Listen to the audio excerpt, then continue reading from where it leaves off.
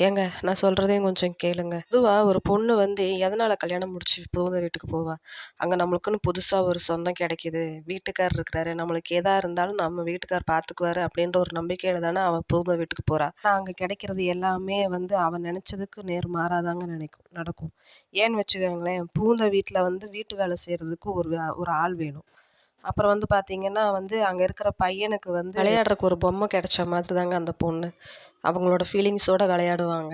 ஆனா, அந்த பொண்ணோட மனச பத்தி யாருமே அங்க புரிஞ்சுக்கவே மாட்டாங்க. மாமியார பொறுத்தவரைக்கும் அந்த வீடு சுத்தமா இருக்கணும். எல்லா வேலையும் நீட்டா இருக்கணும். அதே மாதிரி பையன பொறுத்தவரைக்கும் அந்த பையன் சொல்ற பேச்ச ஃபுல்லா அந்த பொண்ணு கேட்கணும். எதிர்த்து எதுவும் பேசக்கூடாது. மாமியார் சொல்ற பேச்சையும் கேட்கணும். கொழுந்தனார் சொல்ற பேச்சையும் கேட்கணும். எல்லார் பேச்சையும் அந்த பொண்ணு கேட்கணும். அப்படி எல்லாத்தையும் கேட்டு நடந்துட்டான்னு வச்சுக்கோங்களேன், அந்த பொண்ணு நல்ல மருமகன் பேர் எடுப்பா.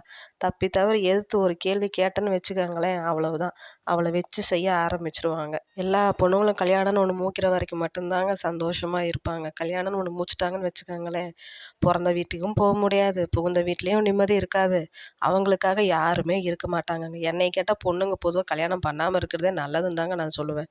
பிடிச்சிருந்தா லைக் பண்ணுங்க. பாய்.